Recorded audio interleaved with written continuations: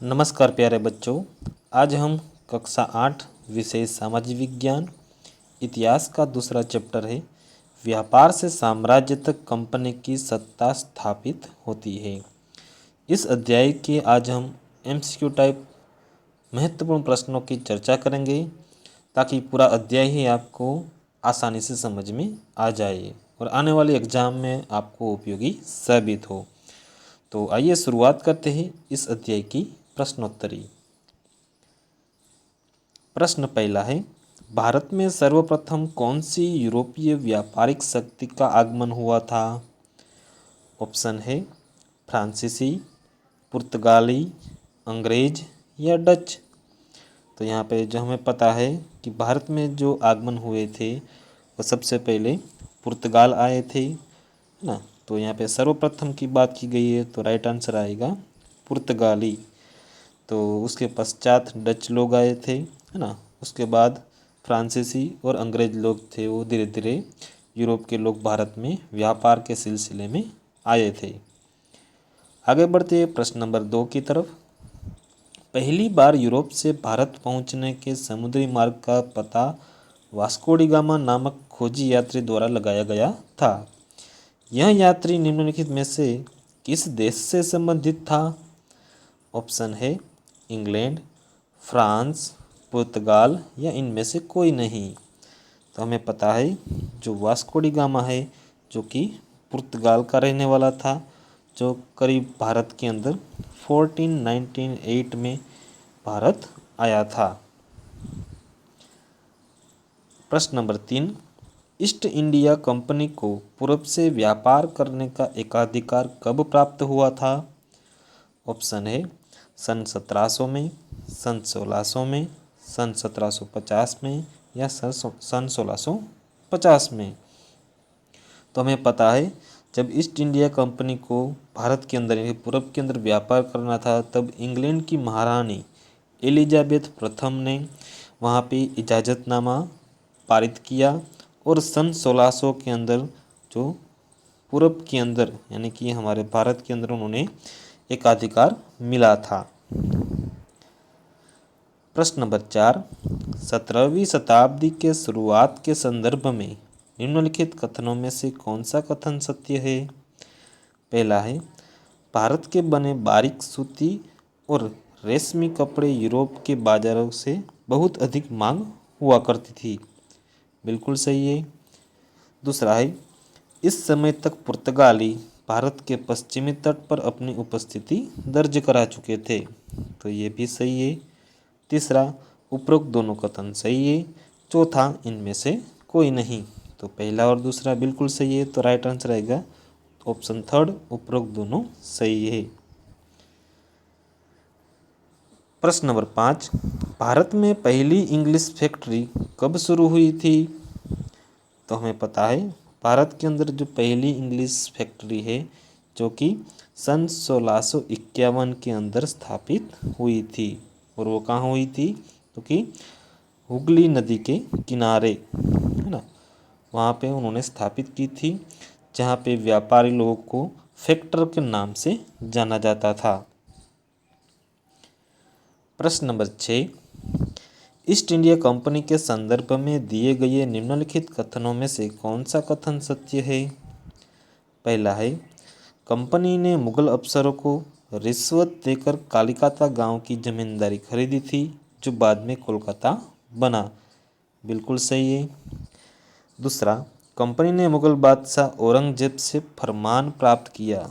फरमान यानी कि राजा के द्वारा जो हमें अधिकार प्राप्त मिला है उसे फरमान कहा जाता है, जिसके अनुसार वह बिना शुल्क चुकाए व्यापार कर सकती थी। ये भी सही है। तीसरा, उपरोक्त दोनों कथन गलत है। और चौथा, ए और बी दोनों सही है। तो यहाँ पे पहला और दूसरा सही है। राइट आंसर आएगा ऑप्शन फोर्थ। प्रश्न नंबर 7, दिए गए नवाबों में से कौन बंगाल का पहले नवाब बना? ऑप्शन है अलीवर्दी खान, मुर्शिद कुली खान, सिराजुद्दौला या टीपू सुल्तान। तो पहले जो बंगाल के नवाब बने थे वो थे मुर्शिद कुली खान और उसके पश्चात अलीवर्दी खान थे वहाँ के राज शासक नवाब बने थे। प्रश्न नंबर 8, ईस्ट इंडिया कंपनी और बंगाल के नवाबों के मध्य प्लासी के प्रसिद्ध युद्ध के कारणों के संदर्भ में दिए गए निम्नलिखित कथनों में से कौन सा कथन सत्य है? पहला है, नवाबों ने कंपनियों से व्यापार के अधिकार के बदले नजराने की मांग की थी, तो ये बिल्कुल सही है। दूसरा, उन्होंने कंपनी को सिक्का डालने का अधिकार नहीं दिया और उनके बदले किलेबंदी को बढ़ाने से रोका, बिल्कुल सही है। तीसरा, कंपनी नवाब के राज्य के आंतरिक मामलों में टांग अड़ाती थी, ये भी सही है। तो राइट आंसर आएगा उपरोक्त सभी। प्रश्न नंबर 9, प्लासी का युद्ध कब हुआ? ऑप्शन है सन 1700 में, सन 1760 में, सन 1757 में या सन 1750 में। तो प्लासी का युद्ध है बच्चों जो कि सन 1757 में हुआ था, जो कि सिराजुद्दौला और अंग्रेज अंग्रेज गवर्नर जनरल रॉबर्ट क्लाइव के बीच में हुआ था, जिसके अंतर्गत सिराजुद्दौला की हार हुई थी। आगे बढ़ते प्रश्न नंबर 10 की तरफ। प्लासी की जंग के बाद सिराजुद्दौला को मार दिया गया था, उसके बाद बंगाल का नवाब कौन बना? ऑप्शन है मीर जाफर, हैदर अली, रॉबर्ट क्लाइव या टीपू सुल्तान। तो सिराजुद्दौला के पश्चात जो बंगाल के नवाब बने थे वो थे मीर जाफर। प्रश्न नंबर 11, बक्सर का युद्ध कंपनी और किसके मध्य लड़ा गया? ऑप्शन है मीर जाफर, हैदर अली, मीर कासिम या टीपू सुल्तान। तो बक्सर का युद्ध है जो कि सन 1764 में मीर कंपनी और मीर कासिम के बीच में लड़ा गया, जिसमें कंपनी की जीत होती है, यानी कि जो ब्रिटिश लोग हैं वो वहाँ पे जीत जाते हैं। प्रश्न नंबर 12, मुगल सम्राट ने कंपनी को बंगाल का दीवान कब नियुक्त किया था? ऑप्शन है सन 1760 में, सेकंड सन 1765 में, थर्ड सन 1768 में या फोर्थ सन 1770 में। तो मुगल सम्राट ने कंपनी को जो बंगाल का दीवान है वो 12 अगस्त 1765 में उन्होंने दीवान के रूप में नियुक्त किया गया था। प्रश्न नंबर 13, ईस्ट इंडिया कंपनी को बंगाल की दीवानी प्राप्त होने के संदर्भ में निम्नलिखित कथनों में से कौन सा कथन सत्य है? बंगाल के अंदर जो ईस्ट इंडिया कंपनी है अपनी दीवानी प्राप्त कर लेती है। कथन है, उस समय तक कंपनी का भारत में ज़्यादातर चीज़ें ब्रिटेन से लाए गए सोने और चांदी से खरीदनी पड़ती थी, बिल्कुल सही। यहाँ से जो चीज़ वस्तुएं लेकर जाती थी, रेशमी कपड़े हो, मसाले हो, मरी मसाले, है ना, तो उनके बदले में उनको सोना और चांदी देना पड़ता था। दूसरा है, बंगाल की दीवानी मिलने के बाद व्यापार की चीज़ें खरीदने के लिए कंपनी को ब्रिटेन से सोना लाने की ज़रूरत नहीं रही, बिल्कुल सही है। थर्ड, उपरोक्त दोनों कथन सही है। फोर्थ, पहला और दूसरा कथन गलत है। तो राइट आंसर आएगा ऑप्शन नंबर थर्ड, पहला और दूसरा दोनों सही है। प्रश्न नंबर 14, बक्सर के युद्ध के बाद कंपनी ने भारतीय रियासतों और रेजिडेंट तैनात कर दिए। इन रेजिडेंटों के स्रोत में निम्नलिखित में से कौन सा कथन सही है? पहला है, ये कंपनी राजनीतिज्ञ व्यावसायिक प्रतिनिधि होते थे, बिल्कुल सही है। यानी कि जो भी कोई घटना ना राजा के अंदर अधीन होती थी वो सारी जानकारी जो ब्रिटिश प्रतिनिधि थे उनके तहत और उनके सामने की जाती थी। दूसरा है, इनके माध्यम से कंपनी के अधिकारी भारतीय राज्यों के भीतरी मामलों में दखल देते थे, बिल्कुल सही है। थर्ड है, उपरोक्त दोनों सही है। चौथा, पहला और दूसरा गलत है। तो राइट आंसर आएगा पहला, उपरोक्त दोनों सही है, यानी कि पहला और दूसरा बिल्कुल सही है।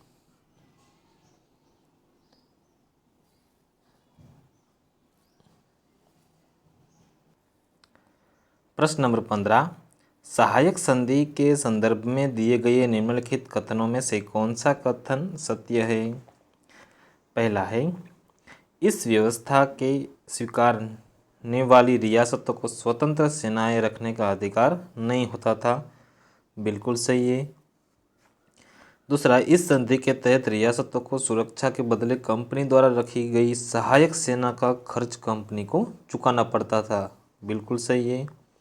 तीसरा, रियासतों द्वारा इस संधि की शर्तों में तय रकम न देने पाने पर जुर्माने के तौर पर उनका इलाका छीन लिया जाता था। ये बिल्कुल सही है। जो सहायक संधि के अंतर्गत हर क्षेत्र में किसी न किसी क्षेत्र में जो ब्रिटिश सरकार थे वो भारत के ऊपर, जो राजाओं के नवाबों के ऊपर अपने अधिकार जमा कर उसको कब्जा करना चाहते थे। तो उपरोक्त सभी इसमें आएगा क्योंकि ऊपर के तीनों तीन कथन बिल्कुल सही है। प्रश्न नंबर 16, मैसूर रियासत से कंपनी निम्न में से क्या चीज़ें खरीदती थी? ऑप्शन ए, काली मिर्च, रेशम वस्त्र, नील या इनमें से कोई नहीं। तो राइट आंसर आएगा कि जो मैसूर की रियासत यानी कि जो मालाबार तट का इलाका क्षेत्र है जहाँ से काली मिर्च का व्यापार हुआ करता था। प्रश्न नंबर 17, मैसूर रियासत के संदर्भ में दिए गए निम्नलिखित कथनों में से कौन सा कथन असत्य है? पहला है, टीपू सुल्तान को शेर ए मैसूर कहा जाता था। बिल्कुल सही। दूसरा है, टीपू ने अपनी सेना के आधुनिकीकरण करने के लिए डचों की सहायता ली। तो याद रखना यहाँ पे डच की उन्होंने सहायता नहीं ली थी। तीसरा है, 1785 में टीपू सुल्तान ने अपनी रियासत से पड़ने वाले बंदरगाहों से चंदन की लकड़ी, काली मिर्च और इलायची का निर्यात रोका था। बिल्कुल सही। या इनमें से कोई नहीं। तो हमें पता है ऑप्शन नंबर सेकंड है जो यहाँ पे असत्य रहेगा, क्योंकि उन्होंने डचों की नहीं लेकिन उन्होंने किसकी सहायता ली थी? तो कि उस टाइम पे उन्होंने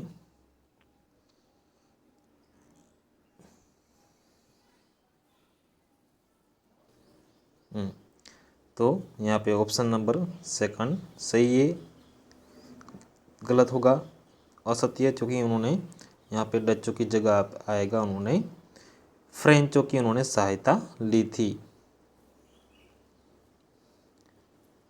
आगे बढ़ते प्रश्न नंबर 18 की तरफ। मैसूर के साथ अंग्रेजों के कितने युद्ध हुए? तो यहाँ पे दिया गया है ऑप्शन नंबर 3, 5 है, 7 बार या 4 युद्ध हुए थे। तो मैसूर के जो साथ अंग्रेजों के साथ बीच में 4 बार लड़ाइयाँ लड़ी गई थी, जिसमें चौथी लड़ाई में यानी कि श्रीरंगपट्टम की जो युद्ध के पश्चात टीपू सुल्तान की हार होती है और उनकी मृत्यु हो जाती है। प्रश्न नंबर 19, आंग्ल मैसूर युद्ध के संदर्भ में दिए गए निम्नलिखित कथनों में से कौन सा कथन सत्य है? पहला, तीसरे आंग्ल मैसूर युद्ध में टीपू को संधि करनी पड़ी थी। बिल्कुल सही। तीसरे आंग्ल मैसूर युद्ध में हुई संधि के अनुसार टीपू के 2 बेटों को अंग्रेजों ने बंधक के रूप में अपने पास रख लिया था। बिल्कुल सही है। नेक्स्ट है, चौथे आंग्ल मैसूर युद्ध के बाद मैसूर के राजकाज पुराने वोडियार राजवंश के हाथों में सौंप दिया गया था। बिल्कुल सही है। तो यहाँ पे राइट आंसर आएगा उपरोक्त सभी। प्रश्न नंबर 20, मराठों के संदर्भ में दिए गए निम्नलिखित कथनों में से कौन सा कथन सत्य है? तो यहाँ पे मराठों के संदर्भ में दिए गए हैं। पहला है, मराठों का दिल्ली पर शासन का सपना 1761 में पानीपत की तीसरी लड़ाई में टूट गया था। तो ये सही है।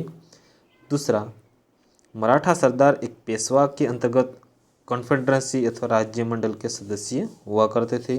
बिल्कुल सही है। तीसरा, उपरोक्त दोनों गलत। चौथा, पहला और दूसरा सही है। तो राइट आंसर आएगा पहला और दूसरा दोनों सही है। प्रश्न नंबर 21, मराठों के संदर्भ में दिए गए निम्नलिखित कथनों में से कौन सा कथन सत्य है?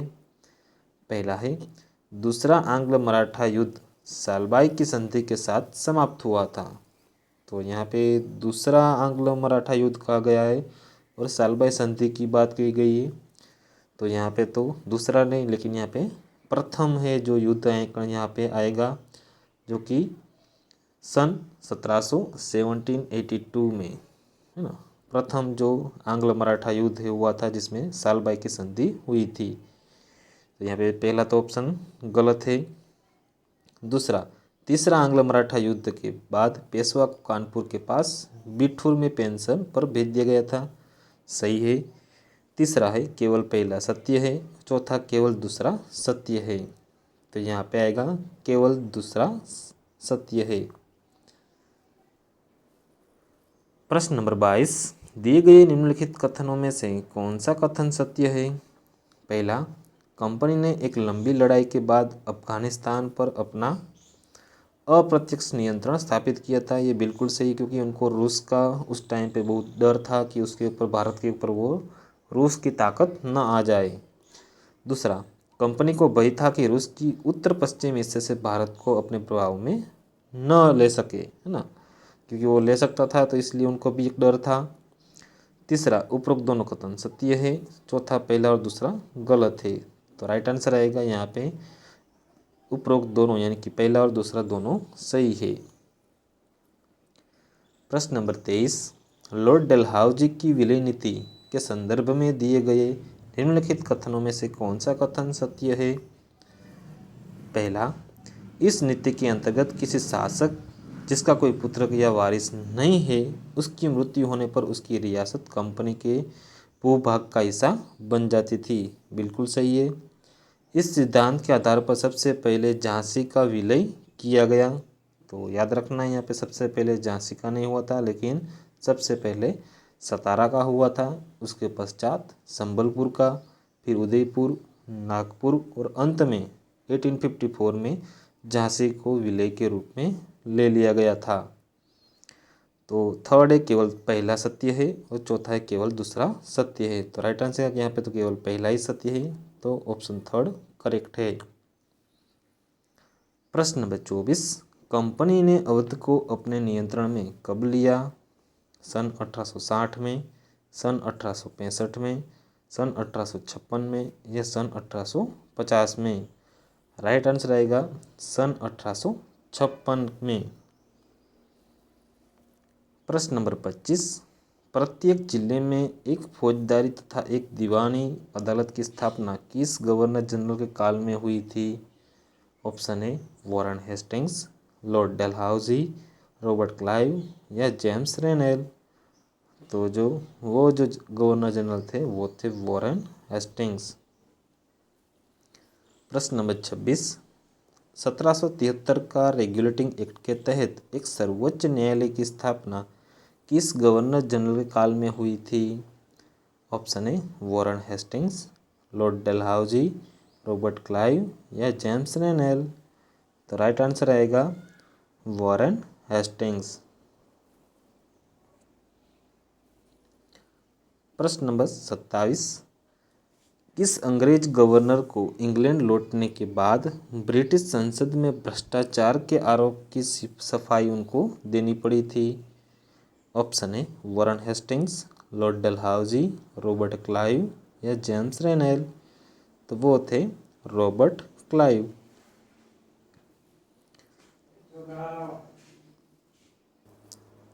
नेक्स्ट है प्रश्न नंबर 28, किस अंग्रेज गवर्नर पर इंग्लैंड लौटने के बाद ब्रिटिश संसद में महाभियोग का मुकदमा चला था? ऑप्शन है Warren Hastings, Lord Dalhousie, Robert Clive या जेम्स रेनेल। तो राइट आंसर आएगा वॉरेन हेस्टिंग्स, जिनकी 7 साल तक वो मुकदमा महाभियोग का उनके ऊपर चला था, 7 साल तक। प्रश्न नंबर 29, भारत के किस गवर्नर जनरल के नेतृत्व में सर्वोच्चता की एक नई नीति शुरू की गई थी? ऑप्शन है Warren Hastings, Lord Dalhousie, Robert Clive या जेम्स रेनेल। तो यहाँ पे राइट आंसर आएगा, तो यहाँ पे ऑप्शन थोड़ा करेक्ट है, यहाँ करूँगा लॉर्ड हेस्टिंग्स के जो अधीन है। यहाँ पे राइट आंसर आएगा लॉर्ड हेस्टिंग्स, लॉर्ड हेस्टिंग्स। उसके तहत जो ये नई सर्वोच्चता की नीति है वो शुरू की गई थी। प्रश्न नंबर 30, निम्नलिखित में से कौन कित्तूर यानी कि वर्तमान के अंदर जो कर्नाटक राज्य के अंदर आया हुआ है में अंग्रेज विरोधी आंदोलन के नेतृत्व से संबंधित है, जिन्होंने अंग्रेजों का सामना किया था? वो थे, ऑप्शन है रानी चेन्नम्मा, रायन्ना, ए और बी दोनों, या इनमें से कोई नहीं। तो हमें पता है कित्तूर के अंदर जो है रानी चेन्नम्मा और रायन्ना दोनों ने उनका अंग्रेजों का विरोध किया था। तो राइट आंसर आएगा ए और बी दोनों। तो प्यारे बच्चों, यहाँ हमारा अध्याय व्यापार से साम्राज्य तक कंपनी की सत्ता स्थापित होती है, यहाँ पे प्रश्नोत्तरी पूर्ण होती है। ऐसी मज़ेदार जानकारी हमारी चैनल जे सर एकेडमी के अंदर आपको मिलती रहेगी। तो हमारे चैनल को लाइक, शेयर एवं सब्सक्राइब जरूर कीजिए। धन्यवाद।